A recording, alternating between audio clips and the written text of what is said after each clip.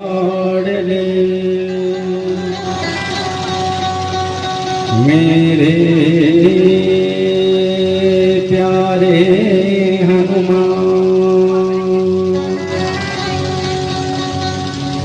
आय के आसन ग्रहण करो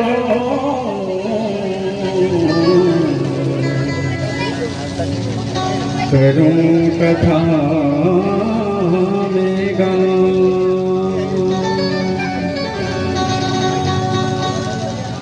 बोले गोपाल कृष्ण भगवान की जय वृंदावन बिहारी लाल की जय राजा रामचंद्र भगवान की जय श्री महाकालेश्वर भगवान की जय श्री जगत जननी जगदम्बे मात की जय श्री लाडले लाल हनुमंत लाल जी महाराज की जय श्रीमद् भागवत महापुराण की जय श्री सत्य गुरुदेव भगवान की जय।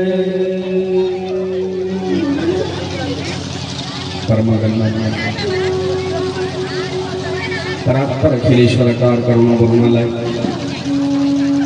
भक्त वांछित कल्पतरु पीतांबरधारी श्री बालकृष्ण लाल की वांग्मय मूर्ति सत्य स्वरूपा श्रीमद् भागवत महापुराण जिसका आज आपके ग्राम हेलाखेड़ी के अंदर तृतीय दिवस प्रारंभ होने जा रहा है।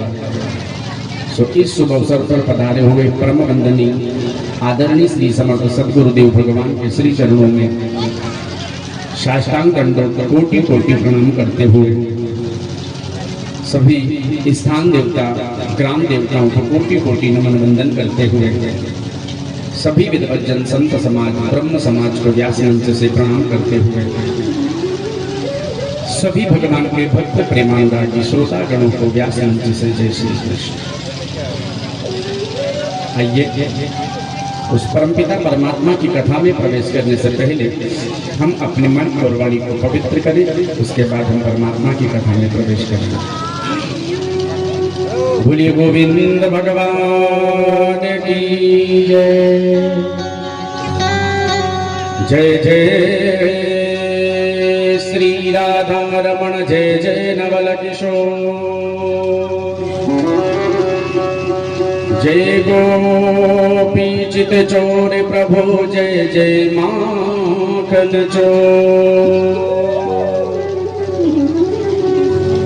भोली राधे रानी सरकार की जय। श्री राधे श्री राधे श्री राधे श्री राधे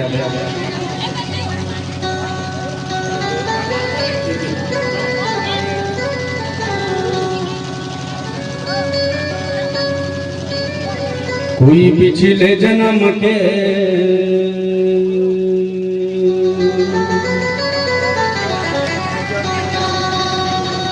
अच्छे कर्म मुझे बाबा तेरा प्यार मिला जहाँ सारी दुनिया झुकती है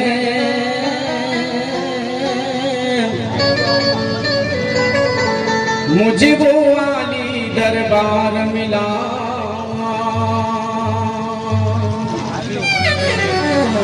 दरबार मिला। कोई पिछले जन्म के अच्छे कर्म मुझे बाबा तेरा प्यार मिला कोई पिछले जन्म के अच्छे कर्म मुझे बाबा तेरा प्यार मिला कोई पिछले जन्म किए अच्छे कर्म मुझे बाबा तेरा प्यार मिला कोई पिछले जन्म के अच्छे कर्म मुझे बाबा तेरा प्यार मिला जहाँ सारी दुनिया झुकती है, जहाँ सारी दुनिया झुकती है, मुझे वो आली दरबार मिला, दरबार मिला। कोई पिछले जन्म के अच्छे कर्म मुझे बाबा तेरा प्यार मिला। कोई पिछले जन्म के अच्छे कर्म मुझे बाबा तेरा प्यार मिला।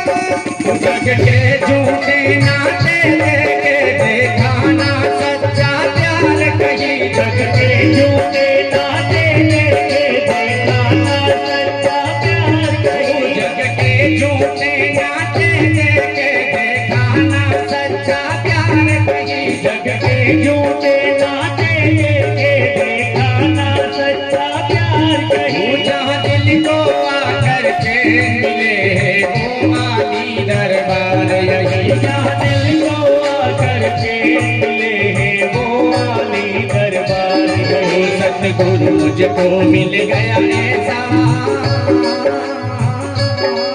सतगुरु मुझको मिल गया ऐसा, कोई हुआ न होगा इस जैसा, इस जैसा।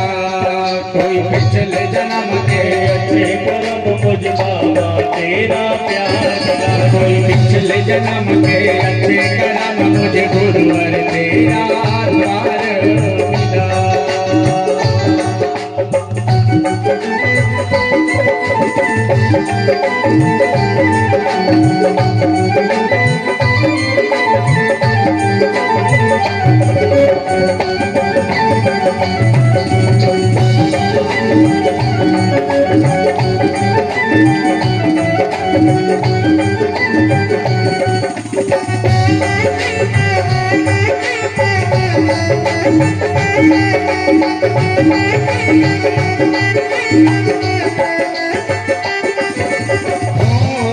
कोई और हमें अब क्या देगा, इस दर से तो मैंने पाया है। कोई और हमें अब क्या देगा, इस दर से तो मैंने पाया है। कोई और हमें अब क्या देगा, इस दर से तो मैंने पाया है। कोई और हमें अब क्या देगा, इस दर से तो मैंने पाया है। जिसको दर से दुनिया सारी मेरे सिर पे गुरु का साया है, जिसको दर से दुनिया सारी मेरे सर पे गुरु का साया है। जिसको दर से जन्नत सारी मेरे सिर पर तो वो साया है। जिसको दर से दुनिया सारी मेरे सिर पे तो वो साया है। सब रूप धरा कर आया है,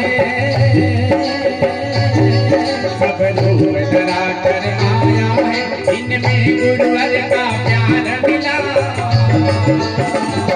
दरबार मिला। कोई पिछले जन्म के अच्छे कर्म मुझ बाबा तेरा प्यार मिला। कोई पिछले जन्म के अच्छे कर्म मुझे गुरुवर तेरा प्यार मिला।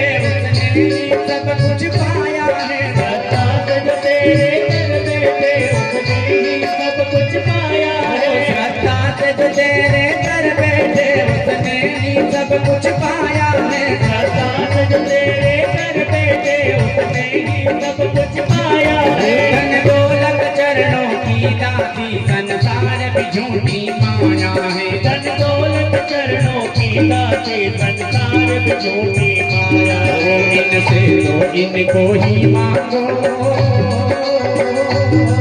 इनसे तो इनको ही मांगो, ये मिला तो सब संसार मिला,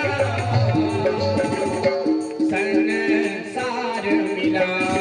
कोई पिछले जन्म के अच्छे कर्म मुझ गुरुवर तेरा प्यार मिला। कोई पिछले जन्म के अच्छे कर्म मुझे गुरुवर तेरा प्यार मिला। कोई पिछले जन्म के अच्छे कर्म मुझे गुरुवर तेरा प्यार मिला। कोई पिछले जन्म किए अच्छे कर्म मुझे गुरुवर तेरा प्यार मिला। कोई पिछले जन्म के अच्छे कर्म मुझे गुरुवर तेरा प्यार मिला। कोई पिछले जन्म के अच्छे कर्म मुझे गुरुवर तेरा प्यार मिला।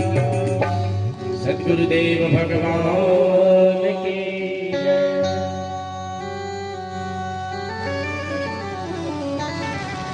एक मृगा के कारणे भरत धरी दो दे, तुलसी उनकी कौन कहे जिनके नानी। गंगा के तट पर आदरणीय भगवान व्यासनंदन श्री सुखदेव जी महाराज राजा परीक्षित को बतला रहे हैं कि हे राजा,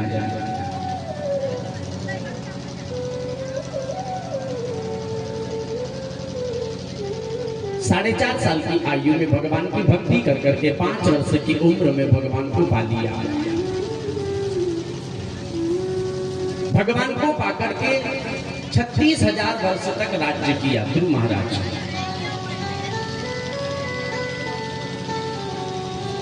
36,000 वर्ष तक राज्य करने के बाद ध्रुव ने अपने पुत्र उत्कल को राज्य दिया और ध्रुव महाराज जाने की तैयारी करने लगे। भगवान नारायण का विमान आया। अब भगवान का विमान आया तो विमान में बिठला करके ध्रुव महाराज को ले जाना चाहते हैं नारायण। अब भगवान का विमान आया, भगवान के विमान में बैठने के लिए जैसे ही आतुर हुआ ध्रुव, इतने में मृत्यु देवी आ गई। मृत्यु देवी आई और मृत्यु देवी ने आकर के ध्रुव महाराज से कहा, महाराज पहले आपको मुझे स्वीकार करना होगा और आप मुझे स्वीकार करोगे तभी आप यहाँ से जा पाओगे। आप पहले मुझे स्वीकार करो। ध्रुव महाराज की मृत्यु देवी मौत आई और मौत कह रही है कि तुम्हें पहले मरना होगा और मरने के बाद भी तुम भगवान के विमान में आत्मा स्वरूपी लेकर के बैठ करके जा सकते हो, सशरीर नहीं जा सकते। क्योंकि इस लोक का नाम है मृत्यु लोक। जो इस लोक में जन्म लेता है उसे मरना पड़ता है और मरने के बाद ही वो प्राणी यहाँ से जा सकता है। भगवान का विमान खड़ा हुआ है, ध्रुव नीचे की ओर खड़ा है और बीच में मृत्यु देवी खड़ी है कि पहले तुम मौत स्वीकार करो, मुझे स्वीकार करो, फिर तुम विमान में बैठ करके जा सकते हो।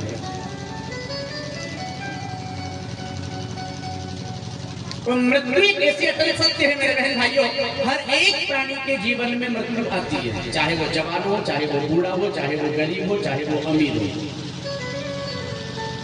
अटल सत्य है। लाख प्रयास हम कर ले, कितनी ही कोशिश हम कर ले कि हम मृत्यु से बच जाएं, लेकिन मौत एक ऐसी अटल सत्य है कि इससे कोई बच नहीं सकता। अटल सत्य है मृत्यु। लेकिन प्राणी अपने जीवन में, सांसारिक लोक में मृत्यु को भूल करके बैठा है, मोह माया में लिपट करके, सांसारिक धर्म में लिपट करके, अपने परिवार में, घर बार में, संसार में लिपट करके प्राणी मृत्यु को भूल करके बैठा है कि मैं मरने वाला नहीं हूं। लेकिन मृत्यु एक ऐसी अटल सत्य है मेरे बहन भाइयों, समय जब प्राणी का आता है तब मृत्यु अपने आप उसे लेने के लिए आ जाती है, किसी का इंतजार नहीं करती है। ध्रुव महाराज को लेने के लिए मृत्यु देवी आई ना, तो ध्रुव महाराज ने कहा देवी ठीक है, मैं आपके साथ चलने के लिए तैयार हूं, तुम मुझे लेने के लिए आई हो, मैं आपके साथ चलने के लिए तैयार हूं, तनिक तुम अपना सिर नीचा करो। मृत्यु ने विचार किया, सिर नीचा करवा करके मुझे स्वीकार करना चाहता होगा, भगवान का विमान खड़ा है, मृत्यु देवी खड़ी है, ध्रुव खड़ा है, तुम अपना सिर नीचा करो। हे परीक्षित, जैसे ही मृत्यु ने अपना सिर नीचा किया, ध्रुव ने मृत्यु के ऊपर पैर रखा और पैर रख करके भगवान के विमान में बैठ गए, शिड़ाव बनाकर। मृत्यु लोक से केवल एक ही शख्स है, ध्रुव महाराज, जो मृत्यु पर विजय प्राप्ति कर करके गए हैं भगवान के विमान में सशरीर। बाकी जिसने भी मृत्यु लोक में जन्म लिया है मरना पड़ा है, पांडवों को भी अपने शरीर को त्यागना पड़ा है।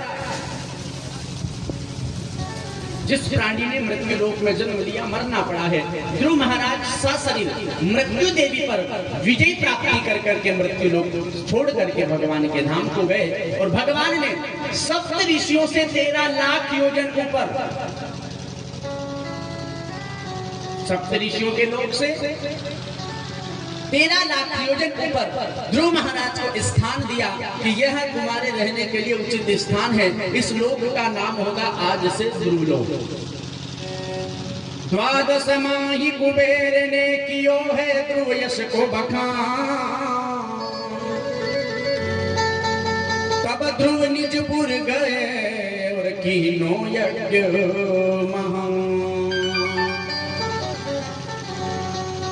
महान यज्ञ के प्रताप से भगवान ने ध्रुव लोक का राज्य ध्रुव महाराज को दिया, और ध्रुव लोक में जाकर के ध्रुव महाराज भगवान की भक्ति करते हुए, भगवान का स्मरण करते हुए आज भी व्याप्त है, आज भी ध्रुव महाराज अमर है। उत्तर दिशा में जो रात्रि में ध्रुव तारा दिखाई देता है, वो ध्रुव तारा आज भी ध्रुव महाराज के रूप में लोगों को दिखाई देता है। ध्रुव तारा अटल है, अमर है। इनके घर जिस पुत्र का जन्म हुआ नाम उत्कल रखा गया, और उत्कल के राज्य में प्रजा सुखी रहती है।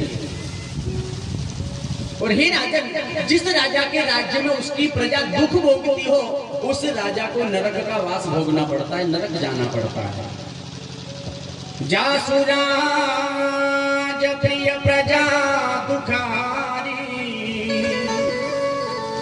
सोन नरक अवस अधिकार। जिस राजा के राज्य में उसकी प्रजा दुखी हो, उस राजा को नरक का वास भोगना पड़ता है, नरक का गामी बनना पड़ता है। यही सोच करके ध्रुव महाराज का पुत्र उत्कल अपनी प्रजा का लालन पालन करने लगा है, अपनी प्रजा की देखभाल करने लगा है।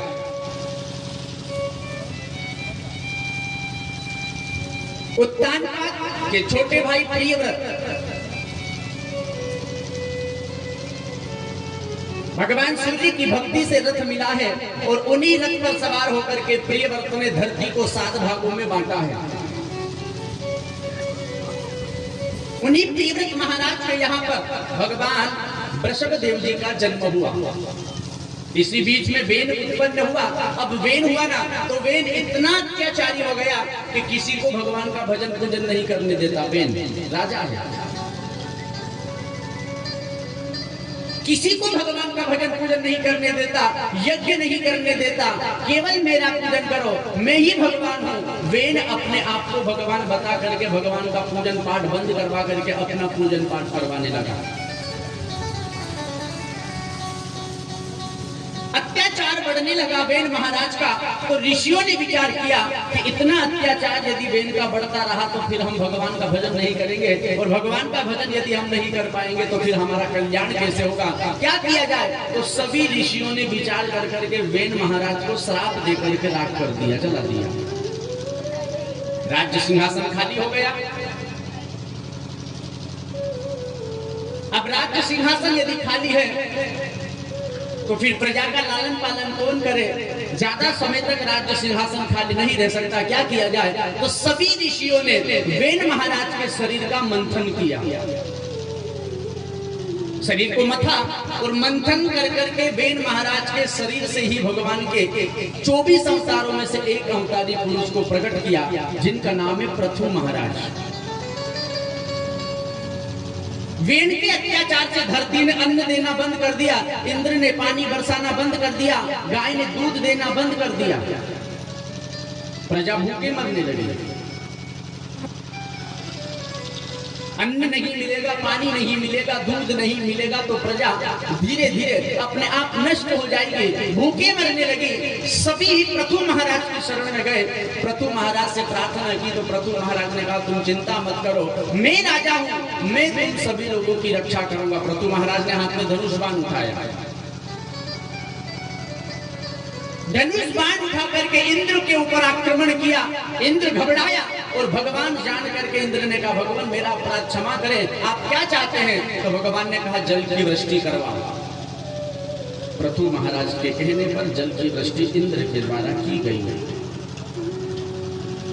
भगवान धरती के ऊपर क्रोधित हुए, धरती घबरा करके भगवान की शरण में आई। भगवान क्या चाहते हो? बोले तुम अन्न देना प्रारंभ करो, मेरी प्रजा भूखे मर रही है। तो पृथ्वी ने पुनः अन्न देना प्रारंभ किया, गाय को दंड दिया, गौ माता ने दूध देना प्रारंभ किया। पृथु महाराज के राज्य में इतना सुख आने लगा कि वहां जिस चीज की इच्छा होती अपने आप वो वस्तु प्रकट होने लगती थी। पृथु महाराज, इन्हीं पृथु महाराज से इंद्र ने अपनी बेटी का विवाह कर दिया।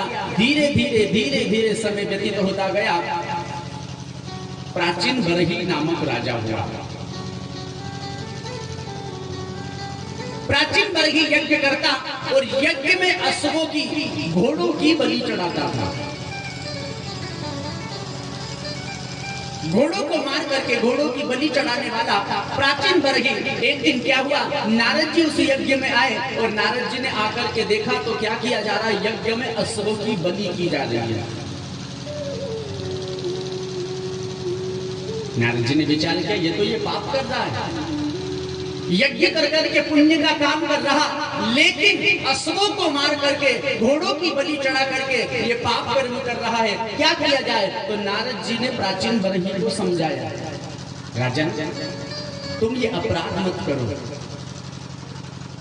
तुम जो अश्वों को मार करके बलि चढ़ा रहे हो अपराध है, पाप है, तुम जीव की हत्या कर रहे हो, तुम्हें दंड भुगतना होगा। तो प्राचीन बरही ने कहा महाराज शास्त्रों में लिखा है कि बलि चढ़ाई जाए, इसलिए हम बलि चढ़ा रहे हैं। बलि प्रथा, इसीलिए हम बलि चढ़ा रहे हैं। प्राचीन बरही को नारद जी ने पकड़ करके समझाया, बहुत प्रयास किया, समझ में नहीं आया। तो प्राचीन बरही को आकाश मंडल की ओर नारद जी ने दिखाया, देखो तुमने जितने अश्वों की, जितने घोड़ों की बलि चढ़ाई है वे सभी आकाश मंडल की ओर से तुम्हें त्रास रहे हैं, तुम्हें लज्जित कर रहे हैं। तुमने इन अश्वों को मार दिया, तुम्हें तनिक भी दर्द नहीं होता, तुम्हें तनिक भी दुख नहीं होता। यहाँ कथा बतला रही है कि प्राणी को जीवन में बलिदान करने की जो लालसा है, जीवन में जो बलिदान किया जाता है, शास्त्र में लिखा है बलिदान किया जाए। बलिदान का मतलब काटना नहीं होता है, बलिदान का मतलब मारना नहीं होता है। बलिदान यदि करने का है तो बलिदान का मतलब है जिस वस्तु का हम बलिदान करने का संकल्प कर चुके हैं उस वस्तु को उसके द्वार पर ले जा करके उसी के सहारे छोड़ करके चले आना चाहिए। बलिदान यानी कि मारना नहीं। अब हम लोगों की भी एक मानसिकता बन गई है साहब, भगवान भैरव महाराज हमारे घर बेटा नहीं है, हमारे घर बेटा हो जाएगा तो हम बकरे की बलि चढ़ाएंगे, हमारे घर बेटा हो जाएगा, हमारे घर बेटी हो जाएगी तो हम मुर्गा चढ़ाएंगे। ये आजकल के लोगों के मन की एक बात है, जीव के बदले हम जीव चढ़ाएंगे। तो मेरे बहन भाइयों बतलाइएगा, अपने जीव के लिए, अपने बेटे के लिए किसी और के बेटे को मारना कौन सा धर्म है? अपने बेटे पाने के लिए, अपनी लालसा पूरी करने के लिए किसी दूसरी माँ की कोख उजाड़ देना कौन सा धर्म है? लेकिन हम लोग क्या करते हैं, भगवान भैरू महाराज ने बेटा दे दिया ना, तो भैरू महाराज के यहाँ जाकर के उसकी मान उतारेंगे, बकरे को मार करके राधे राधे। मेरे बहन भाइयों, ये प्रथाएं गलत है। ठीक है, आप लोगों ने यदि मन्नत की है कि भगवान मेरे घर बेटा हो जाएगा तो हम आपको बकरा चढ़ाएंगे, तो मैं निवेदन करना चाहता हूँ, बकरा आपने चढ़ाया तो क्या भैरू महाराज ने वो बकरा खाया? जुझार दादा किसने खाया फिर वो बकरा? जिन्होंने वो बकरा काटा उन्होंने वहीं बैठ करके भैरू महाराज के मंदिर के बगल में बैठ करके पार्टी की और वहीं बकरे को राधे राधे। तो तूने भैरू महाराज को चढ़ाया कि तुझे चढ़ाया? एक दृष्टि से यदि देखा जाए तो विचार कीजिएगा, भैरू महाराज को आपने बकरा चढ़ाया, माँ जगत जननी जगदम्बा को आपने बकरा चढ़ाया, तो उस जगत जननी जगदम्बा की तो पूरा संसार संतान है, हम भी उसी के बेटे हैं, बकरा भी उसी का बेटा है, वो मुर्गा भी उसी का बेटा है। तो तनिक विचार करो, कोई भी माँ अपने बेटे को मार करके खा सकती है? यदि हम माँ जगत जननी जगदम्बा की औलाद है तो क्या वो बकरा जगदम्बा की औलाद नहीं है? क्या वो मुर्गा जगदम्बा की औलाद नहीं है? रामायण कह रही है, सब मम जाए सब उपजाए, सब ते अधिक मनुज मोहि भाई। सब मम जाए, सब मेरे उत्पन्न किए हुए हैं, गधा भी मैंने बनाया है, कुत्ता भी मैंने बनाया है, बकरा भी मैंने बनाया है, मुर्गा भी मैंने बनाया है और मानव भी मैंने बनाया है। तो फिर मानव यदि भगवान का है तो क्या वो मुर्गा भगवान का नहीं है? फिर हम उसके मंदिर में उस बकरे को मार देते हैं, उसके मंदिर में हम उस मुर्गे को मार देते हैं। तो तनिक विचार करो, कोई भी बाप की आंखों के सामने, कोई भी माँ की आंखों के सामने उसके बेटे को मारा जाएगा तो क्या वो माँ वो बाप खुश होगा? विचार नहीं एक बात। लेकिन हम लोग क्या करते हैं, अपना उल्लू सीधा करने के लिए दूसरी माँ की कोख उजाड़ देते हैं। एक माँ अपने बेटे के पैर में यदि कांटा चुभ जाए तो दर्द सहन नहीं कर सकती, तो तनिक विचार करो, जिस बकरे को मारा जा रहा है उसकी माँ और वो जगत जननी जगदम्बा कितना दर्द सहन करती होगी, जिसकी आंखों के सामने बकरे को काटा जा रहा है। मेरे बहन भाइयों, मैं कहना चाहता हूँ, यदि आपने मन्नत की है कि हम बलिदान करेंगे, हम बकरा चढ़ाएंगे, आप भले ही बकरा चढ़ाओ, आप भले ही मुर्गा चढ़ाओ। चढ़ाने का मतलब, आप लोगों ने कहा है कि हमारे घर बेटा होगा तो हम बकरा चढ़ाएंगे, तो चढ़ाने का मतलब यह है कि आप वहां जाकर के चढ़ा दो। आपने यदि कह दिया कि हम आपके दरबार में 51,000 रुपये चढ़ाएंगे, तो क्या आप 51,000 रुपयों को वहां जाकर के फाड़ दोगे? चढ़ाने का मतलब पूरा का पूरा चढ़ा दोगे।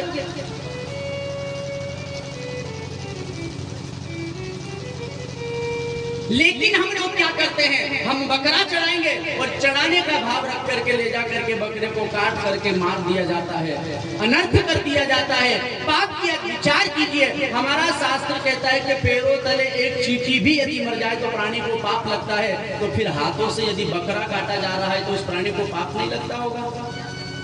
एक विचार की बात है, समझने की। बहुत बड़ा पाप है मेरे बहन भाइयों।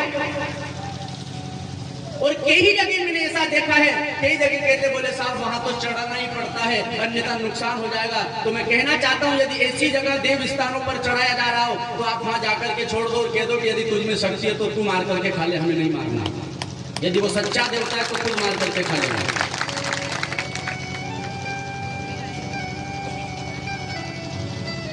अरे साहब, हम नहीं चढ़ाएंगे तो गांव का अनर्थ हो जाएगा, नुकसान हो जाएगा। यहाँ तो बलि चढ़ती है और चढ़ानी पड़ती है, तो फिर बलि चढ़ानी ही पड़ती है तो मंदिर में ले जाओ।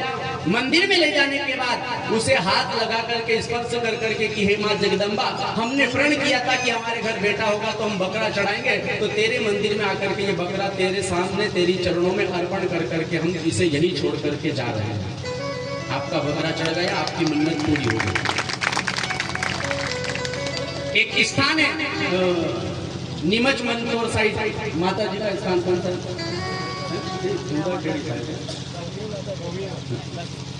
दूधा खेड़ी है शायद, जहाँ लकवा का बीमारी हो तो सही हो जाता है दूधा खेड़ी में। वहां आप मंदिर में जाकर के देखो, इतने मुर्गे फिरते हैं, इतने बकरे फिरते हैं, तो फिर उनकी भी तो मन्नत की होगी, फिर वहां उन लोगों को मारा क्यों नहीं?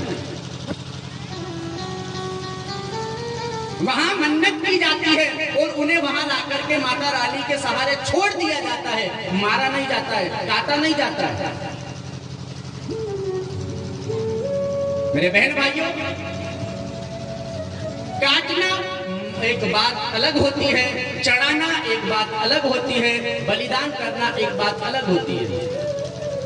हम लोगों ने प्रण किया चढ़ाएंगे, तो चढ़ाने का मतलब है माता रानी के दरबार में ले जा करके उसी के सहारे उसे छोड़ करके आ जाओ। फिर वहां का मंदिर वाला पुजारी, वहां की माता रानी जाने और वो बकरा जाने, हमारा उस पर कोई अधिकार नहीं है। उसे बेचे या कुछ भी करे, ब्राह्मण को दी केल्डी कहते ना, पुराने लोग उबड़ जाए या ऐसा कहा करते कुछ। तो मेरे भाई भाइयों में कहना चाहता हूं, हिंदू संस्कृति के अंदर ये पाप है, इन हत्याओं पर हमें रोक लगाना चाहिए। इसका हमें आगे बढ़कर के संघर्ष कर करके इसका हमें दुष्परिणाम मिलता है, तो इसे रोकने की कोशिश करना चाहिए। आप मानो न मानो, मति आपकी है, आप भले एक ही जगह चार चढ़ाओ, मुझे कुछ नहीं बिगड़ने वाला, लेकिन जीवन में दुख आप ही लोगों को उठाना है। ऐसे ऐसे लोग देखे हैं साहब, भगवान के यहाँ चढ़ाएंगे और चढ़ाने के बाद में राधे राधे अपना ही पेट है। तो मुझे ये बताओ, आपने उसका भक्षण किया तो चढ़ी हुई चीज पर आपका अधिकार कहां से हो गया? आपने यदि चढ़ा करके उसे खाया तो उस पर तो अधिकार माता जी का था, उस पर तो अधिकार भैरू बाबा का था, फिर उसे आपने क्यों खाया? वो आपका थोड़ा ही अधिकार था जो आपने खा लिया। लेकिन अपने पेट की पूर्ति करने के लिए, अपनी जिह्वा का स्वाद बढ़ाने के लिए लोग ऐसे ऐसे कृत्य करते हैं। बहन भाइयों, पूछना चाहता हूं जुझार सिंह दादा, शमशान कितने होते हैं? एक बताएंगे? दो, तीन शमशान होते हैं। कितने होते हैं? तीन। आपके यहाँ एक ही है? नहीं, आपके यहाँ भी तीन है। आपको पता नहीं है, मैं बता रहा हूं, ध्यान देना।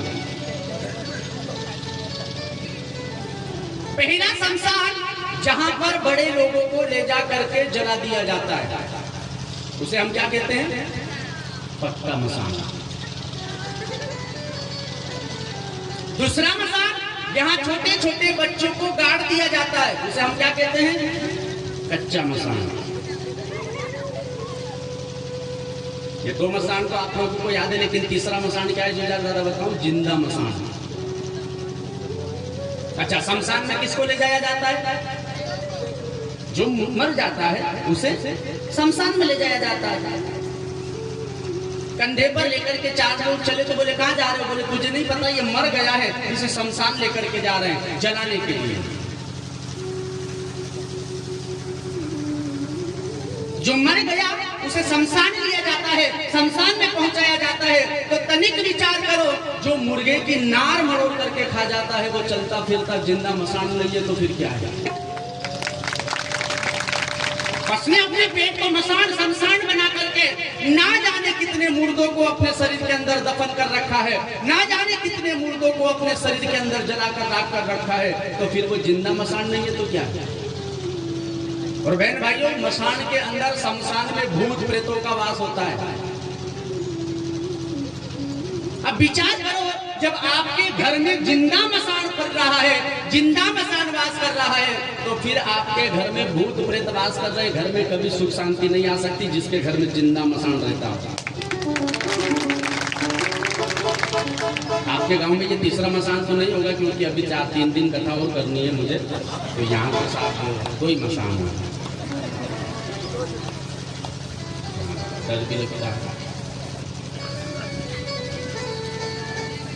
तो ध्यान दीजिएगा मेरे बहन भाइयों, प्राचीन वर्गी को नारद जी ने बहुत समझाया और नारद जी ने कहा प्राचीन बरही से यदि तुम्हें बलिदान ही करना है तो तुम बकरों की बलि, अश्वों की बलि ना चढ़ाते हुए नारियल की बलि कर दो, किसी कुष्मांड की बलि कर दो या किसी नींबू की बलि कर दो, तो एक जीव को मारने के बराबर उसकी तुलना की जाती है। आपको यदि बलि ही करना है तो आप किसी नींबू में आवाहन पूजन पाठ कर करके नींबू का बलिदान कर दो, जीव की बलि देने के बराबर उस नींबू को माना जाता है। नारद जी ने जब वृत्तांत समझाया तो नारद जी से प्राचीन बरही ने कहा गुरुदेव आप मुझे भगवान की भक्ति का मार्ग बतलाइए, मैं भगवान की भक्ति करना चाहता हूँ। तो नारद जी ने प्राचीन बरही को वृषभदेव जी महाराज की कथा सुनाई। भगवान वृषभदेव भगवान के 24 अवतारों में से एक अवतारी पुरुष वृषभदेव भगवान की भक्ति करते हैं, स्वयं भगवान होकर के भगवान को पूजते हैं, लोगों को बतलाना चाहते हैं कि मैं भगवान हूं, लेकिन भगवान होने के बाद भी मेरा फर्ज बनता है कि मैं उस परमपिता परमात्मा को पूजूं। वृषभदेव जी महाराज भगवान की भक्ति करते हैं और भक्तों को बतलाना चाहते हैं कि अपने जीवन में भगवान को भजना चाहिए। और साथ जो भगवान का सच्चा भक्त होता है ना, उसके साथ में बड़ी विडंबना होती है। पत्थर में भी भगवान है, भाव उसके यदि है तो पत्थर में भगवान है, और उसके भाव यदि इतने शुद्ध है, निर्मल है, तो उसको फूल में भी भगवान दिख रहा है। अब पत्थर में भी भगवान है, फूल में भी भगवान है, तो फिर मन में एक कल्पना आती है, भला भगवान को भगवान पे कैसे चढ़ाऊंगा। अब भगवान भी पत्थर में विराजमान, भगवान ही फूल में विराजमान, फिर भगवान को भगवान पर ही कैसे चढ़ा दूं। तो किसी ने बहुत सुंदर कहा है,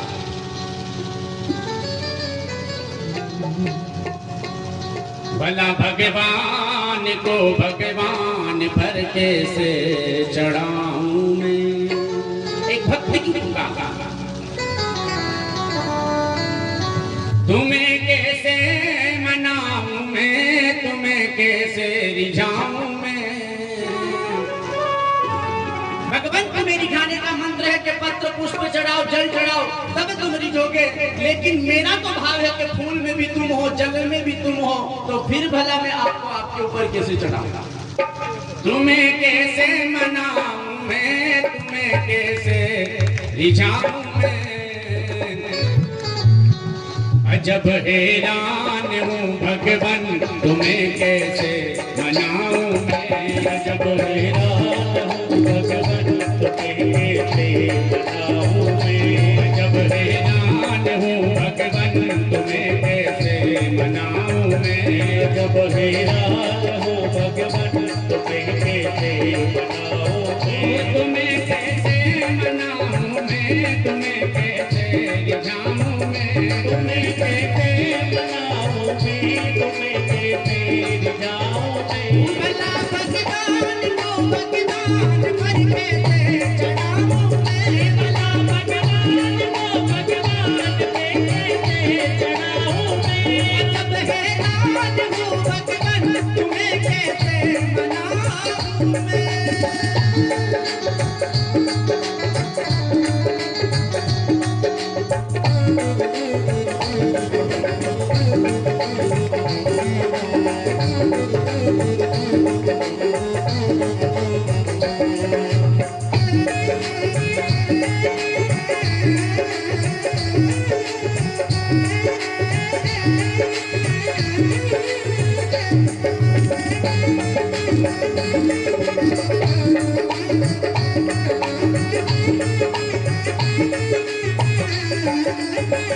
तुम्हें कैसे मनाऊं मैं, तुम्हें कैसे रिझाऊं मैं। कैसे मनाऊं मैं, तुम्हें कैसे रिझाऊं मैं।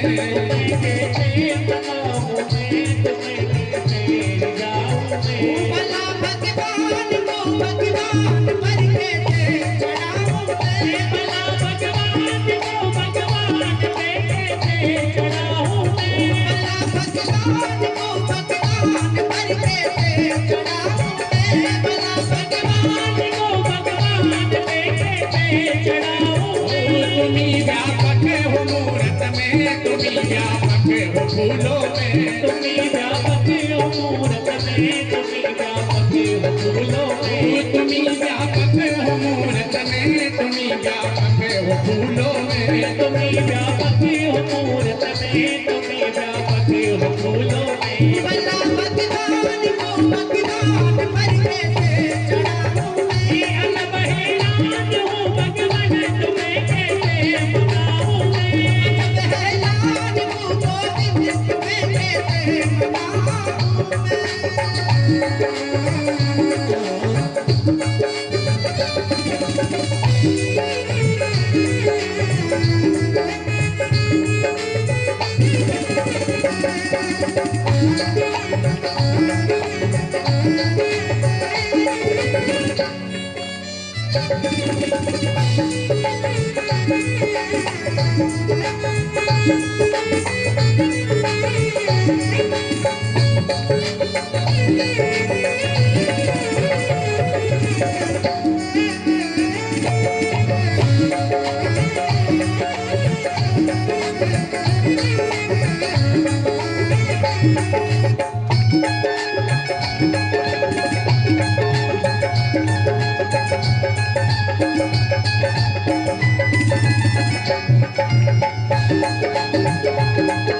रोज रानी की सेवा करते हुए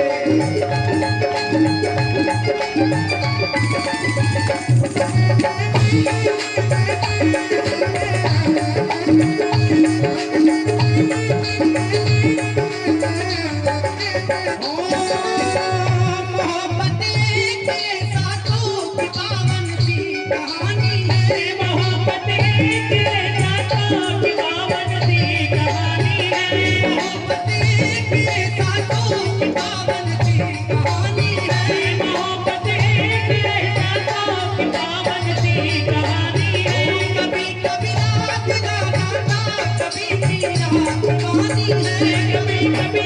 गाना था, कभी भी रात गानी है। जो कहते हैं तू मेरा है, तू मेरा है, तू मेरा है, जो कहते हैं तू मेरा है, तू मेरा है, तू मेरा है। समझो आँख का मोती, समझो तो ये पानी है, अनबहिराज हूँ भगवान तुम्हें कैसे मनाऊं मैं, जब मैदान हूँ गोविंद तुम्हें कैसे मनाऊं मैं।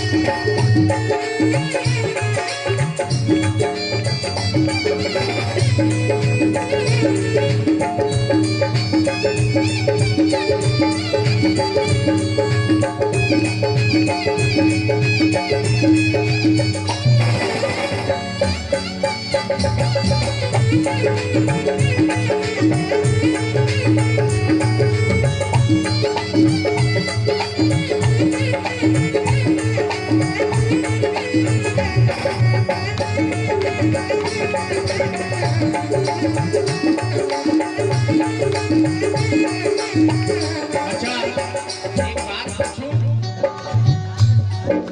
आप लोगों ने सोया गेहूं चने की फसल बोई, आप लोगों ने लगभग यहाँ गेहूं की फसल तो राधे सभी के खेत में होगी।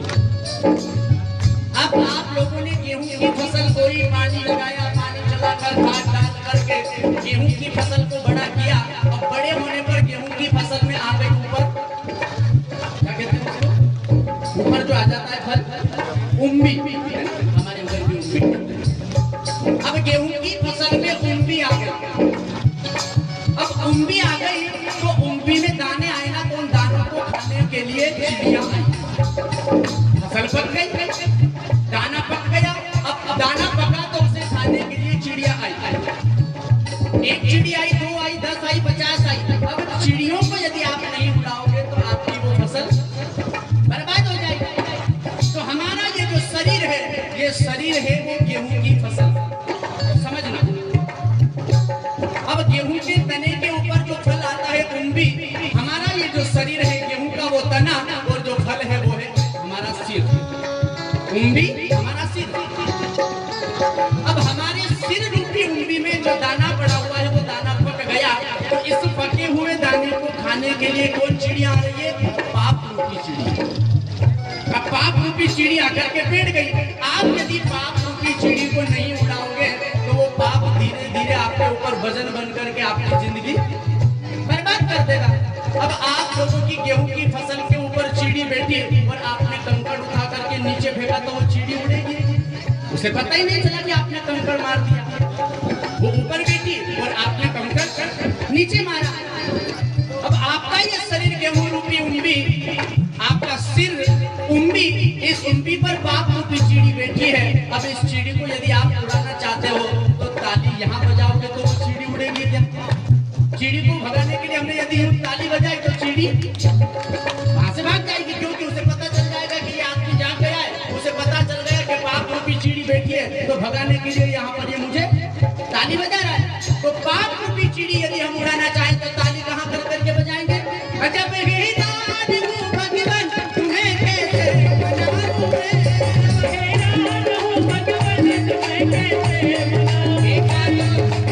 अब जो ताली बजाएगा उसकी चीड़ी तो उड़ेगी, फिर वो कहाँ जाएगी? जो दूसरा व्यक्ति ताली नहीं बजाएगा, विचार करेगी कि इसकी उंगली के ऊपर कोई ताली नहीं है, तो ऐसा करते ही यहाँ बैठ जाते हैं। तो वो उंगली छोड़ करके और दूसरे वाले जो ताली नहीं बजाएगा उसके सिर पर जाकर के राधे राधे अजब हे राधे हूँ भगवान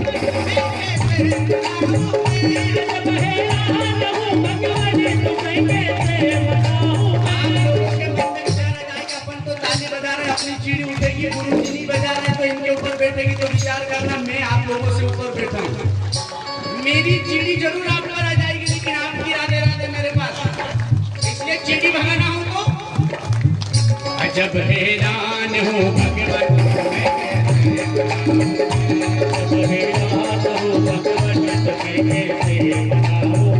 तुम्हें कैसे मनाऊं, मैं तुम्हें कैसे रिझाऊं,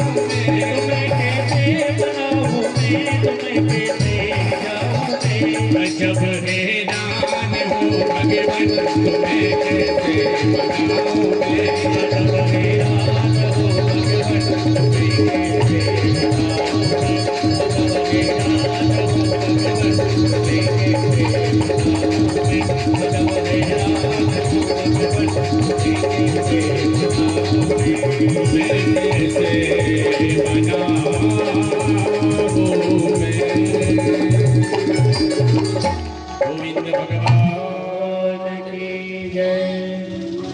तो भक्तों के साथ में साथ ऐसी विडंबनाएं घटती है।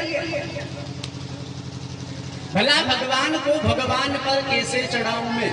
यदि भाव हमारा है तो पत्थर में भी भगवान है, दूध में भी भगवान है, जल में भी भगवान है। अब भला जल में यदि भगवान है और पत्थर की मूर्ति शिवलिंग में भी भगवान है, तो फिर भगवान को भगवान पर ही कैसे चढ़ाएं? भक्त का भाव शुद्ध भाव होता है।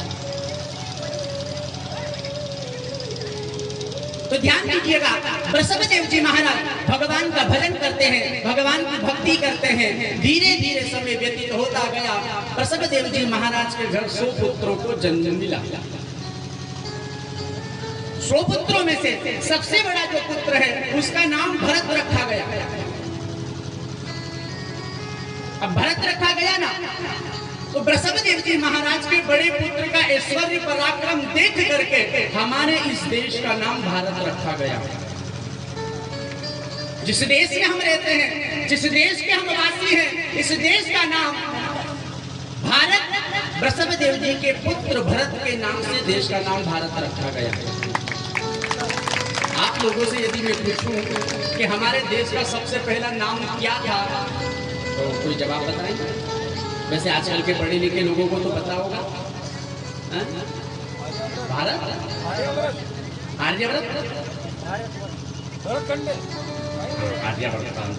भारतवर्ष से। लेकिन इससे भी पहले हमारे देश का एक और नाम था। क्या नाम था? वैसे जो आपके वैज्ञानिकों की खोज, पढ़े लिखों की जो खोज है ना, उसमें अन्यत्र नाम है। लेकिन हमारी भागवत के अंदर, भागवत भगवान का पंचम स्कंद के अंदर हमारे इस देश का नाम बतलाया गया है। सबसे पहला नाम अजनाब खंड, सबसे पहला नाम हमारे इस देश का नाम, जिस देश में हम रहते हैं, जिस देश में रहकर के हम अपने आप को भारतवासी कहते हैं, इस भारत देश का नाम सबसे पहला नाम अजनाब खंड था। और भरत महाराज के ऐश्वर्य पराक्रम को देख करके हमारे इस देश का नाम भारत रखा गया। आज हम अपने आप में गर्व करते हैं कि हम भारतवासी हैं। हम उस देश के वासी हैं जिस देश में गंगा बहती है। यही वैज्ञानिक लोगों ने बीच में ऐसे ऐसे प्रलाप कर दिए कि देश में अब प्रलय आने वाली है, धरती उथल पुथल होने वाली है। लेकिन मेरे बहन भाइयों, हमारे ऋषि मुनि महात्मा लोग कहते हैं कि जब तक गोवर्धन पर्वत पृथ्वी पर विराजमान है, जब तक माँ गंगा धरती पर बह रही है, तब तक भारत देश के अंदर प्रलय नहीं आ सकती है। जिस दिन गोवर्धन पर्वत धरती में लुप्त हो जाएंगे, जिस दिन माँ गंगा बहते बहते धरती में बहते बहते धरती के अंदर चली जाएंगी, उसी दिन हमारे देश में प्रलय आएगा। उससे पहले राधे राधे प्रलय नहीं आ सकती। आंधी तूफान ये तो सब राधे राधे चलते रहेंगे, लेकिन प्रलय का मतलब होता है सारा संसार जलमग्न, कहीं कुछ दिखाई नहीं देना। तो आदरणीय सुखदेव जी महाराज राजा परीक्षित को बतला रहे हैं, कलयुग है मगर पाप की धारा में ना बहना, जो धर्म विरोधी हो ऐसे घर में ना रहना, जो राम जी को मिथ्या झूठ बोल रहे हैं, उनके मरे पे राम नाम सत्य न कहना। जो लोग कहते हैं कि राम एक काल्पनिक थे, राम को लोगों ने काल्पनिक बतलाया, उन लोगों के लिए कहा गया है साहब ऐसे लोगों के मरने पर राम नाम सत्य भी नहीं कहना चाहिए। जब राम है ही नहीं तो फिर राम नाम सत्य क्यों? राम का नाम ही सत्य है साहब। हमारे देश का दुर्भाग्य है, हम क्या कहें, दर्द होता है। मंच से कहें तो भी गलत है और ना कहें तो भी गलत है। हमारे देश में विधर्मियों ने आक्रमण करना प्रारंभ कर दिया है। अब विधर्मी मैं किसे कहना चाहता हूं, आप लोग समझदार हैं और इशारे में उस बात को समझेंगे। क्योंकि साहब आजकल यदि देखा जाए ना, जाति के ऊपर यदि बोल दो या किसी धर्म के ऊपर बोल दो तो राधे राधे फिर देखो आप। तो मैं निवेदन करना चाहता हूं मेरे बहन भाइयों, आज के इस युग में जितना सोच समझ करके बोलो अच्छा है, लेकिन हमारे इस भारत देश में, जिस देश में हम भारत कहकर के राज्य करते हैं, जिस देश को हम हिंदू राष्ट्र कहते हैं, इस देश में भी लोगों ने, आक्रांताओं ने, अन्य विधर्मी लोगों ने इस देश की शाखाओं को काटना प्रारंभ कर दिया है। हमारा जो हिंदू धर्म है, हमारा जो सनातन धर्म है, इस सनातन धर्म को विधर्मी लोगों ने काटना प्रारंभ कर दिया। विचार करो, एक पेड़ है और उस पेड़ पर अनेक डालियां हैं। एक डाली इधर जा रही है, एक डाली इधर जा रही है, एक डाली इधर है, एक डाली इधर, अनेक उस पेड़ के ऊपर डाली है। अब यदि व्यक्ति कोई आकर के उस डाली को काटेगा तो दर्द किसे होगा? दर्द होगा उस तने को। धन्यवाद साहब, मैं कह नहीं सका पर आपने मेरे मन की बात समझ ली। डर लगता है ना, लोग कभी यूँ कहते कि ठंडी पड़ रही है और इन्हें पंखा चाह रहा है, बड़े नखरे करते हैं। इसलिए मैंने कि भैया उन्हें तो गर्मी अपन पंखा यही करते। मेहमान पामड़े बेचारे गरीब होते हैं, फटी गुदड़िया पर बिठा दो तो बैठ जाएंगे, पलंग पर बिठा दो तो बैठ जाएंगे, सोफे पे बिठा दो तो बैठ जाएंगे। तो ध्यान दीजिएगा मेरे बहन भाइयों, हमारा ये जो पूरा संसार है, हमारा जो हिंदुत्व धर्म है, उसकी शाखा, उसका मूल जो तना है वो है सनातन धर्म। सनातन धर्म का हमारा जो मूल है वो है सनातन धर्म, और सनातन धर्म की जितनी डालियां हैं वो है हमारी जातियां। सनातन धर्म के ऊपर, उस पेड़ के ऊपर जो डालियां फूटी हुई है वो डालियां हैं जातियां। ये नाई है, ये बामण है, ये कुमार है, ये राजपूत है, ये सोंदिया है, ये राठौर है, ये फलाना है, ये ठिकाना है, ये जातियां जो है डालियां हैं। अब विधर्मी लोगों ने वो डालियां काटना प्रारंभ कर दी। हमारे ही हिंदू धर्म के हिंदू लोगों को भड़का करके डाली काटना उन लोगों ने प्रारंभ कर दी। मैंने देखा है, दर्द होता है मेरे बहन भाई। हमारे ही हिंदू लोगों को अलग अलग पंथ में, अलग धर्म में लेकर के चले गए हैं। मैं किसका कहना चाह रहा हूं, आप लोग मेरी बात को, मेरी भावना को समझ रहे होंगे। मेरी सेना ब्राह्मण हूं, परशुराम सेना हो गई। मैं क्षत्रिय हूं, मेरी करणी सेना हो गई। मैं गुर्जर हूं, मेरी देव सेना हो गई। आज अपनी अपनी जाति के हिसाब से अपनी अपनी सेनाएं तैयार कर ली, लेकिन मेरे बहन भाइयों, आप जाति में अलग अलग बढ़ गए, कोई बात नहीं। जाति की बात यदि आए तो आप जाति में बैठ करके सुलझा ले। जाति की यदि बात आए तो आपकी सेना जो है उस सेना में सम्मिलित होकर के अपनी बात को सुलझा ले। लेकिन यदि अपने देश की बात आए, अपने धर्म की बात आए, अपने सनातन की बात आए, तो वहां सेना काम नहीं करती, वहां जाति काम नहीं करती। वहां तो सब एक होकर के अपने सनातन धर्म की रक्षा के लिए आगे बढ़े। वहां ये नहीं देखे कि ये सनातनी नहीं है, ये करणी सेना का है तो मैं इसकी मदद नहीं करूं, ये परशुराम सेना का है तो मैं इसकी मदद नहीं। सनातन की यदि बात आए, अपने धर्म की यदि बात आए, अपने मंदिर को तोड़ने की यदि बात आए, तो वहां ये इंतजार ना करे कि यहाँ करणी सेना आएगी जब ही काम। नहीं, एकजुट होकर के अपने धर्म की रक्षा करो मेरे बहन भाइयों। यदि अपने धर्म की रक्षा से आप और हम ही मुंह मोड़ने लग गए तो वो दिन दूर नहीं कि हमें लोगों की चप्पल उठानी पड़ेगी। वो दिन ज्यादा दूर नहीं है। जो आज की स्थिति चल रही है ना साहब, मैं फेसबुक देखता रहता हूँ तो फेसबुक पर हमारे ही हिंदू लोग, जो हमारी ही शाखा थी, जो हमारी ही डालियां थी, वो डाली हमसे अलग कर दी गई, और वही हमारी डाली आज हमारे हिंदू धर्म के साथ खिलवाड़ कर रही है। वही डाली आज हमारे सनातन धर्म को गाली दे रही है। इतना दर्द होता है मेरे बहन भाइयों।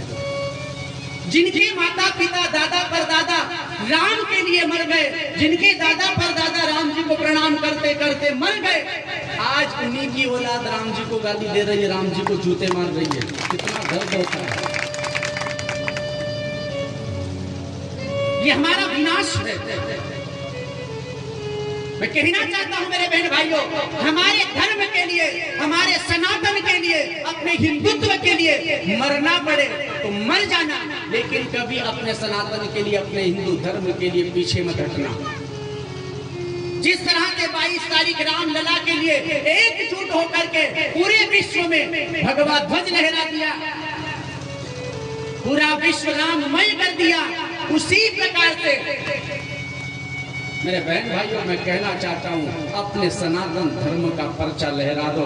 सनातन से मुख मत मोड़ो। सनातन से यदि तुमने मुख मोड़ दिया तो जीवन में तुम्हारा कहीं पर भी ठिकाना नहीं होगा। सनातन कल भी था, आज भी है और हमेशा सनातन रहेगा। मर जाएंगे सनातन को मिटाने वाले, लेकिन सनातन को मिटा नहीं पाएंगे। मर गए वो लोग जिन्होंने सनातन को मिटाने की कोशिश की।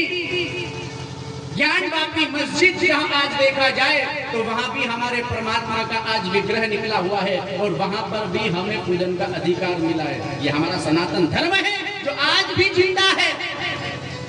बहुत प्रयास किया मिटाने का, लेकिन मिट नहीं पाया, मिटा नहीं सके। ज्यादा इस विषय पर चर्चा ना करते हुए केवल इतना सा कहना चाहूंगा मेरे बहन भाइयों, ब्राह्मण, क्षत्रिय, वैश्य, शूद्र, चारों वर्ण सनातनी हैं, चारों वर्ण हिंदू है, और चारों वर्ण भगवान की ही शाखा है। अब विचार कीजिए, इन चारों वर्ण में ये 4 उंगलियां हैं, इन चारों उंगलियों को यदि बांधोगे तो मुट्ठी बंध जाएगी,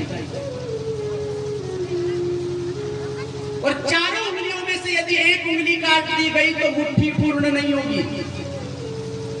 और मेरे बहन भाइयों, इन चारों वर्ण में से हमारी एक उंगली काट दी गई है। विधर्मी लोगों ने उस एक उंगली को काटना प्रारंभ कर दिया है। मैं निवेदन करना चाहता हूं, अपनी उस उंगली को वापस बरकरार रखने की कोशिश करें, उसे कटने नहीं दे और अपने उस परमात्मा की ओर आकर के सनातन धर्म में आकर के सनातन धर्म की रक्षा करें। मेरी बहनों, मैं आप लोगों से कहना चाहता हूं, ऐसे ऐसे व्यक्ति देखे गए हैं, मंदिर से मस्जिद तक की खबर खास देखी है। सवेरे टीवी चालू करो ना तो टीवी में आता है, बोले फलानी जगह फलाने ने किसी का क्या कहूं, मंदिर से मस्जिद तक की खबर खास देखी है। मजहब बदलती लड़कियां हमने घर के पास देखी है। दूसरे धर्म का आया, हमारे हिंदू धर्म की लड़कियों को बहलाया फुसलाया, बड़े बड़े झांसे दिए, मैं तेरे लिए मर जाऊंगा, मैं तेरे लिए अपने प्राण त्याग दूंगा, तू जो कहेगी वो मैं तेरे लिए कर जाऊंगा। तो वो बहन उसके झांसे में आ गई, माँ बाप से विरोध कर लिया, परिवार वालों से विरोध कर लिया, केवल एक प्रेमी के लिए अपने माँ बाप का त्याग कर दिया। और उसके बाद अंजाम क्या हुआ? मंदिर से मस्जिद तक की खबर खास देखी है। मजहब बदलती लड़कियां हमने घर के पास देखी है। और जो मोहब्बत के नाम पर छोड़ जाती है अपना घर बार, और जो मोहब्बत के नाम पर छोड़ जाती है अपना घर बार, उनकी अक्सर हमने नदी नालियों में पड़ी हुई लाश देखी है। सीधा सीधा यदि कहा जाए तो लव जिहाद। दूसरे धर्म का आया, हिंदू धर्म में हिंदू बनकर उस बहन को बहलाया, फुसलाया, प्यार जताया, विवाह किया, मैं तेरे लिए सब कुछ छोड़ दूंगा, मैं तेरे लिए अपना धर्म बदल दूंगा, मैं तेरे लिए अपना पंथ बदल दूंगा। जब देख लिया कि लड़की पूरी तरह मेरे झांसे में आ गई है, तो फिर ले जा करके राधे राधे इंजाम वही हुआ कि 35 टुकड़ों में काट करके नाली में फेंक दिया। मेरी बहनों, मैं कहना चाहता हूं, सबसे पहली बात तो अपने माँ बाप की इच्छा से अपना विवाह हो। सबसे प्रथम जहां माता पिता कह दे वही अपना विवाह हो। ये भी ना हो सके यदि कोई और पसंद आए तो पसंद भी करो, तो ऐसे व्यक्ति को पसंद करो जो जाति वाला हो। ये भी ना हो अन्यत्र कहीं और मन बिगड़ जाए, अन्यत्र किसी और के प्रति चाहत बढ़ जाए, तो चाहत भी यदि करो तो ऐसे व्यक्ति से करो जो हमारे धर्म का हो, जो सनातनी हो, जो हिंदू हो। ऐसे अपने धर्म के व्यक्ति के साथ में अपना रिश्ता बनाओ तो धर्म तो तुम्हारा बरकरार रहेगा। और अन्यत्र धर्म में जाओगी मेरी बहनों तो काट करके नाली में फेंकती जाओगी, वहां रिश्ता नहीं निभाया जाता। केवल मेरा इतना सा निवेदन है मेरे बहन भाइयों,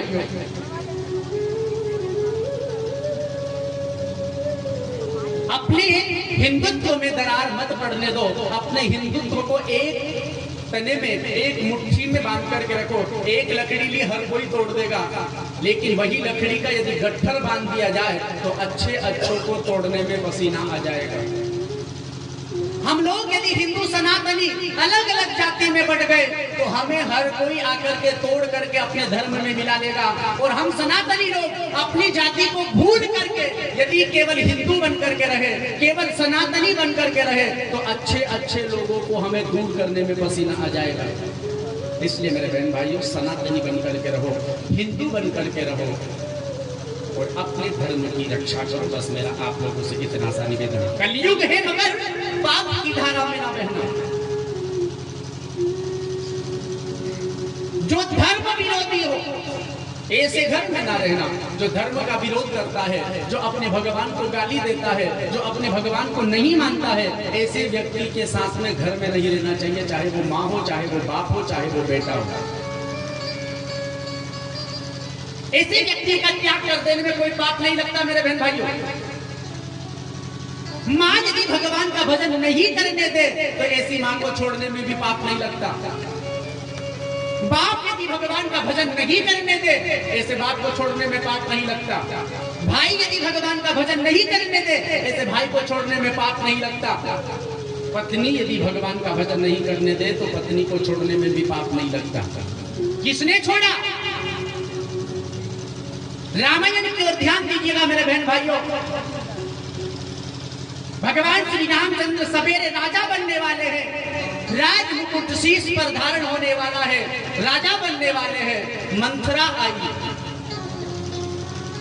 कैकेयी की बुद्धि को इतना दृढ़ कर दिया, अपने बेटे को राजा बनते हुए देखे कि तो दूसरे के बेटे को राजा बनता हुआ देखे। राम यदि राजा बन गया तो तेरा बेटा दास बनकर के रहेगा, क्या करूं? बोले वनवास दे दे। सवेरे वनवास हो गया, भगवान वनवास चले गए। भरतलाल को जब पता चला कि पिताजी का स्वर्गवास हो गया, पिताजी के स्वर्गवास पर जब भरत जी आए, आकर के जब पूरी अयोध्या को सुनसान देखा, पूछ लिया क्या हुआ? अपनी माँ से जाकर के पूछी। माँ के पास ले गए।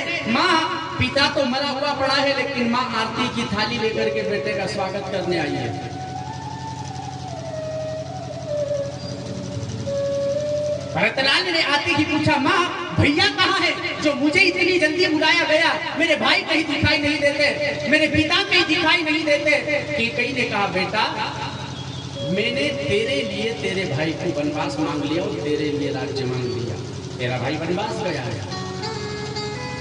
भरत ने जब सुना कि मेरे प्रभु राम को, मेरे प्रभु मेरे आराध्य को मेरी माँ ने वनवास दे दिया, क्या कर दिया? तू आज से मेरी माँ नहीं है, तूने मेरे भगवान से मुझे दूर कर दिया, आज से तू मेरी माँ नहीं और मैं तेरा बेटा नहीं। अपनी माँ का त्याग कर दिया। कथाएं बतलाती है मेरे बहन भाई, त्याग कर दिया अपने पिता का। भक्त प्रहलाद भगवान का भजन नहीं करने देता, भगवान का पूजन नहीं करने देता। हिरण्यकश्यप प्रहलाद ने कह दिया, तुम मेरे बाप नहीं हो, मुझे भगवान को भजने नहीं देते, तो मैं आज से तुम्हारा त्याग करता हूँ। अपने पिता का त्याग कर दिया भगवान के लिए। प्रहलाद ने त्याग कर दिया अपने भाई का विभीषण। लंका में रह करके भगवान का भजन करता है विभीषण, लेकिन रावण की लंका में कोई राम को भजने नहीं देता।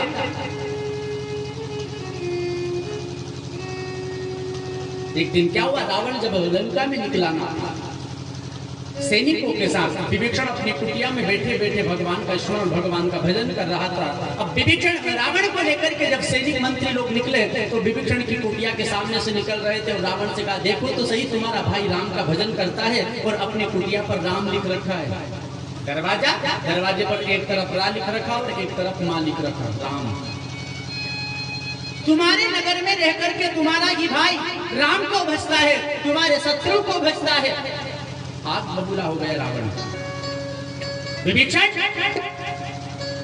दौड़ करके आए, हाँ भैया क्या बात है? बोले, तू मेरे राज्य में होकर के मेरे शत्रु का नाम जपता है, राम का नाम जपता है, राम का ध्यान करता है, राम से प्रेम करता है। बोले, भैया किसने बोला? बोले, ये क्या तूने अपने दरवाजे पर लिख रखा है राम? भैया किसने कहा आपसे कि मैंने राम लिखा है?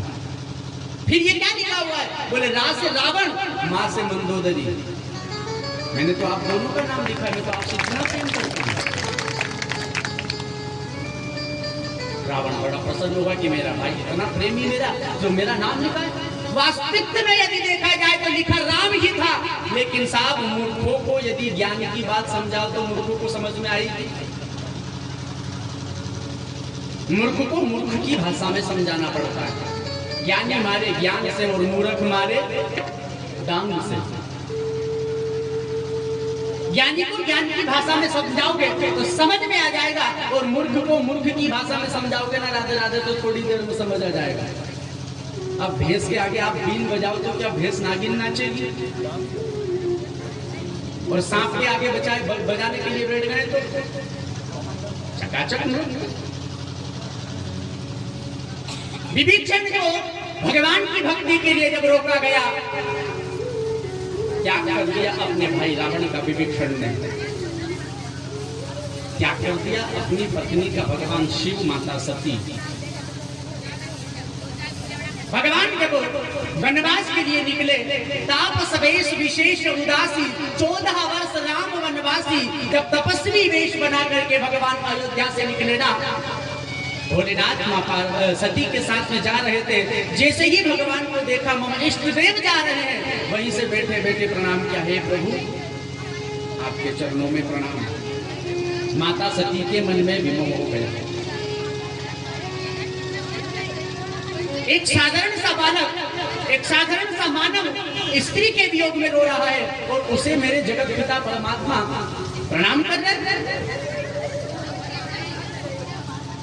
पता चला तो माँ ने आकर के परीक्षा ली और भोलेनाथ के पास में पहुंची, भगवान से कह दिया मैंने कोई परीक्षा नहीं ली। तो आज भगवान ने ध्यान लगा करके देखा कि मेरे प्रभु की परीक्षा लेने के लिए मेरी पत्नी गई, मेरे प्रभु पर विश्वास नहीं किया, सो अपनी पत्नी का त्याग कर दिया भोलेनाथ ने।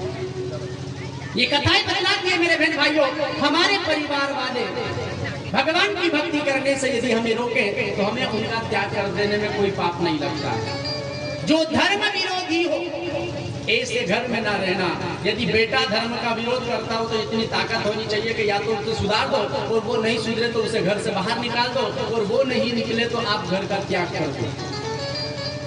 क्योंकि आपके घर में विधर्मी औलाद पैदा हो गई है, और विधर्मी औलाद खुद तो डूबेगी, लेकिन उसके साथ में अपनी 7 पीढ़ी को भी नरक का गामी बना करके छोड़ेगी। इसलिए कम से कम अपनी जिंदगी तो सुधार दो। आदत बुरी सुधार लो, बस हो गया भजन। अपनी जो बुरी आदतें हैं ना मेरे बहन भाइयों, उन्हें सुधारो और भगवान का भजन करो। सबसे बड़ी भक्ति हमारी यही। सुखदेव जी राजा परीक्षित को बतला रहे हैं।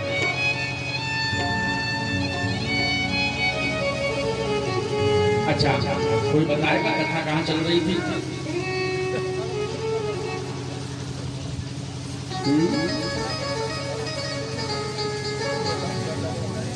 अरे किसी को पता?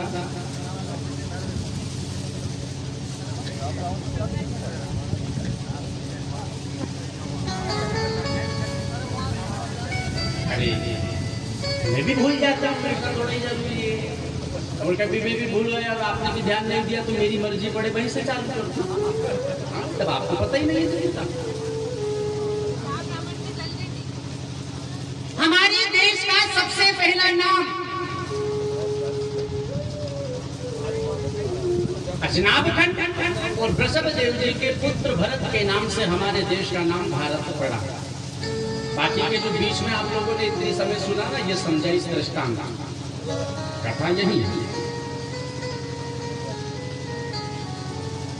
एक बार क्या हुआ, एक मूर्ति बेचने वाला शिल्पी का 2 सोने की मूर्ति बनाई, 2 सुंदर सोने की मूर्ति बनाई और सोने की मूर्ति बना करके गेला खेड़ी के अंदर आ गया। बाजार में लाकर के मूर्ति रख दी। मूर्ति ले लो, मूर्ति सोने की मूर्ति है। अब वो सोने की मूर्ति गांव में बिकने आई ना तो साहब भीड़ हो गई। चलो मूर्ति देखेंगे, हम भी लेंगे। तो बड़ी भीड़ हुई। भैया कितने की मूर्ति है? बोले एक 5 रुपये की है और एक 50 लाख की है। भैया मूर्ति एक असली एक नकली है? बोले नहीं, दोनों शुद्ध सोने की है, दोनों असली है। वजन कम ज्यादा? बोले नहीं, दोनों में बराबर वजन है, दोनों में शुद्ध सोना है, बराबर सोना लगा हुआ है और दोनों बराबर वजन की है। फिर भैया ये भेद कैसा? बोले बस यही पता तुम करो, और जिसने परीक्षण कर लिया उसको दोनों मूर्ति फ्री में दे दी। इसी बात भैया बोले हाँ। तो क्या कर रहे हैं लोग? कोई मूर्ति को उठा करके वजन तोल रहा है, कोई सोना घिस करके चेक कर रहा है, कोई किस प्रकार से चेक कर रहा है, परीक्षण कर रहा है। बड़ी भीड़ हो रही है। इतने में क्या हुआ, एक संत जी आ रहे हैं। संत जी ने देखा गेला खेड़ी के अंदर बड़ी भीड़ हो रही है, क्या बात है, देखो तो सही। तो संत जी आए, भैया क्या हो रहा है? बोले एक मूर्ति बेचने वाला 2 मूर्ति लाया सोने की, दाम दोनों का अलग अलग।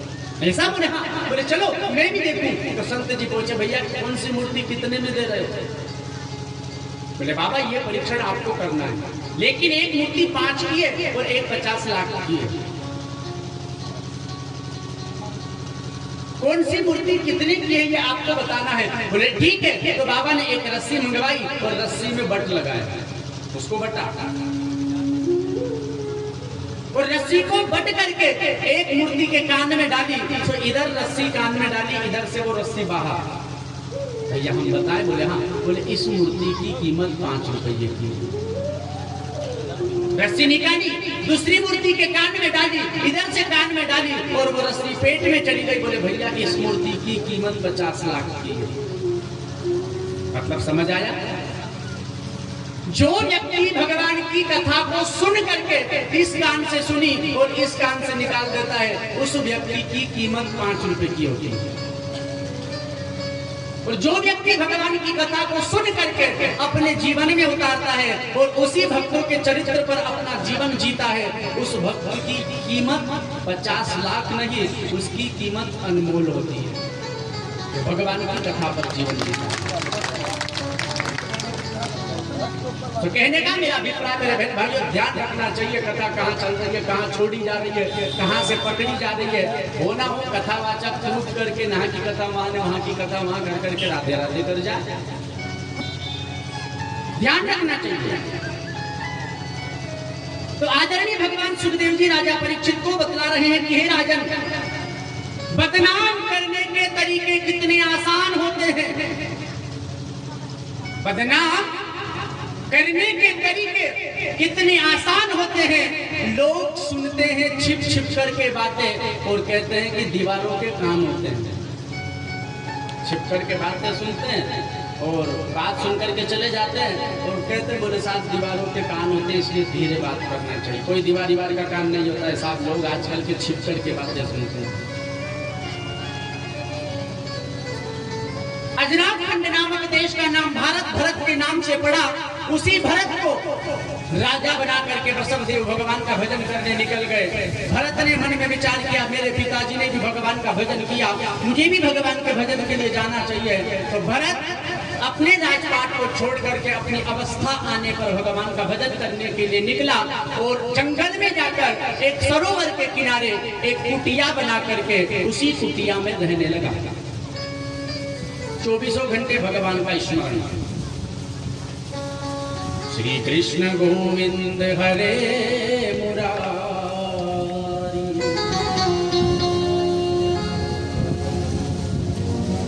हे नाथ नारायण वासुदेव। जब चल रहा है भरत का 24 घंटे भगवान को भजने वाला भरत, एक दिन क्या हुआ, एक मगा के कारण भरत धरी दो दे, तुलसी उनकी कौन कहे जिनके नानी। घनश्याम तेरी मुरली की कसम,